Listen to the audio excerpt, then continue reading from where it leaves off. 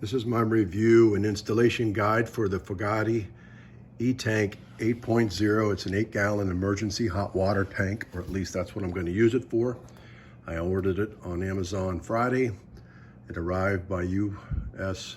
Postal Service Monday morning on my front porch, for which I'm very happy. In the box are the tank itself. This is what it looks like on top.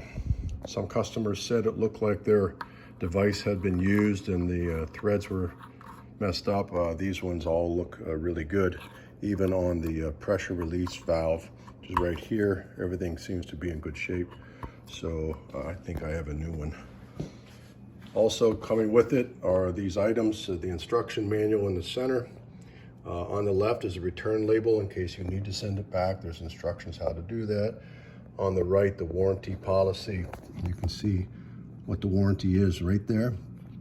And on the back, the instructions how to contact the company to receive parts and to obtain service. So I haven't tried that yet, but hopefully it works.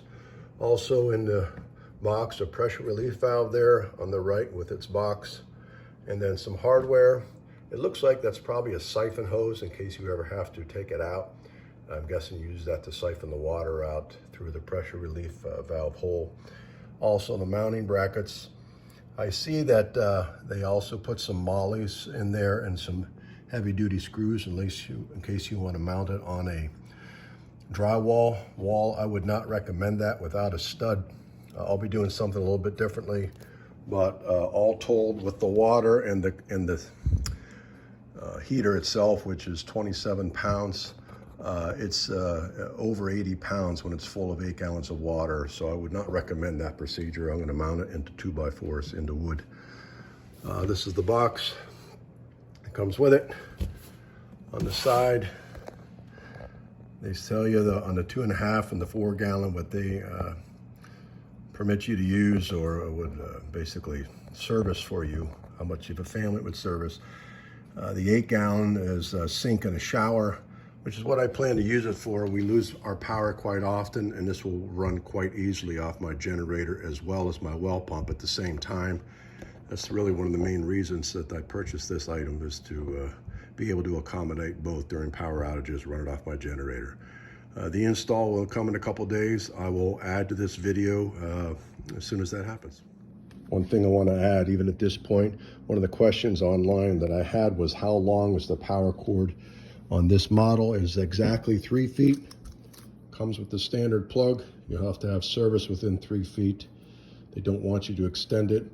My electrician, when he comes, will actually be adding a power box and we'll be able to plug this right in. It'll be right next to the unit. So this is the space in my house where the emergency hot water tank is going to go. There's my well tank, my hot water heater, my conventional one, 5,500 watts. It's a lot to draw on the emergency generator. I don't need to heat all that when we lose power for a couple days. So my emergency hot water tank is going to go right here against this wall.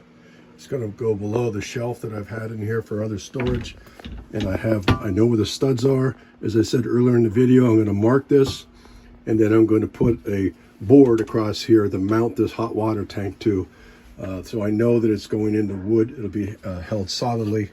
As I said, when it's filled, it's going to be between 80 and 90 pounds. And so I would not recommend using the mollies and just go into drywall. I don't think that would hold, especially the heavy tank of the 8 gallon one. Okay, so as I said, I found my 2 studs there. I don't know if you can see the line. And then I nailed a 2x12. And before I put it up, I put the hanger on there. So I have the bolts in the hanger. They're in this wood, so the hanger is secure. And then the board behind it is secure on either side, screwed into the stud. I would not trust those mollies that come with it into any drywall for a thing that weighs 90 pounds. And here it is, mounted on the wall, ready for my electrician / plumber to come tomorrow to link it in to the hot water tank next door, right next door to it. So we'll see you tomorrow. Today we installed my Fogatti Etank 80. I had an individual come who is a plumber and electrician. This is not a do-it-yourself video on how to do those types of things. If you know how to do that, you can probably figure it out, but that's beyond my capability. But what we did do is for the cold supply from the house, we cut into that line up there, and that goes over and feeds the cold water tank on my new 8-gallon emergency. Out of it comes hot. We put a shut-off valve on both lines, the in and the out, and then the hot comes back and it feeds the house.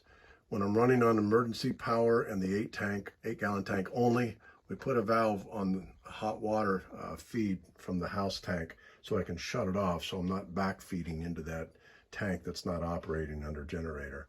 So we put a couple boxes in there, and so I can run the standard tank when the power is working. When the power's out, I throw that switch off, I turn my generator on, turn this emergency tank on, and I have power. It's heating up really well so far. I'm going to do one more short video within a day or two to see how well it's servicing us. So this is my last video on the Fogatti Etank 80, 8-gallon emergency hot water heater. So we just installed it 2 days ago, and we've used it for the last 2 days in the house, and here's the report. And again, this is not really a do-it-yourself video. I had a gentleman who knows plumbing and electrical to come in and did the electrical work and the plumbing work. So, but just to let you know that this item, overall, I'm pleased with it. I think you would be too. Again, in this house, I use it for an emergency backup. We used it today. I easily took a hot shower for 2 minutes. That's about how long my showers take. No problem. My wife, she ran it out in 3 minutes when it was all the way on high, completely hot. I checked the water. It was about 125 to 130 degrees. And so we were pretty happy with that. But yeah, we hooked it up here. There's the hooked into the cold water supply down into the tank. Put a shut-off valve on that. Here's the hot water out. That comes out. It goes into my hot water supply. Right below it, I put a valve so when I'm using the emergency water, that it does not flow back into my tank, which when the power is out, this tank would be off. There's no sense running my hot water into that. We use 2 breaker boxes that work best for our plan. And then here's the plug-in right here. So you know, on this unit, as I said earlier in the video, the cord is exactly 3 feet long.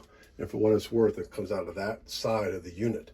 And so if you're calculating 3 feet, your plug-in has to be within 3 feet. And so we put one just to the right of the unit, and that worked out well. I also put an emergency catch basin underneath it in case it ever fails. It's not going to get my carpet out here wet, so I don't have to worry about that. On the pressure relief valve, I happen to have a piece of copper pipe left over, so we installed that as well. If it ever goes off, it's just going to go down to my containment basin, and that'll work out to protect my carpet again. I mounted it on a 2x12. It's nailed into the wall back here. As I said, I think earlier in the video, this thing weighs about 90 pounds when it's full. So to try to put it in the drywall with those mollies, that's just not going to work, I don't think. And so just get a board that spans your 2x6s in the wall, and then as long as it's about 18 inches long, you'll be able to secure your tank on that, no problem. That holds it quite well. I also put a board back there to hold my electrical supply in place, because that's where I needed to place it, and that's where the stud didn't fall in the right location, so a board worked out for me well. So all in all, last couple of days, it's worked very well, and if you decide to get one of these, I hope this video helps you make your decision. But as I said, we lose power a lot where I live, and I'm pretty happy with what this thing is able to do. I didn't time the recovery time, but I'd say it's a half hour to 45 minutes. You can heat your 8 gallons of water to be able to shower comfortably. Okay, wish you well. Okay, one more thing I forgot to add. When we installed it, I saw a number of reviews saying they had some issues with some of the leaks at the pressure relief valve and other places. We had that problem too, and the plumbing tape on the right was not adequate, but we got the plumbing tape and also the TFE paste that you see there, or something similar. Once we put that in, it solved our problem, and it's worked perfectly, no leaks whatsoever. So again, you may want to have that on hand if you decide to do an install.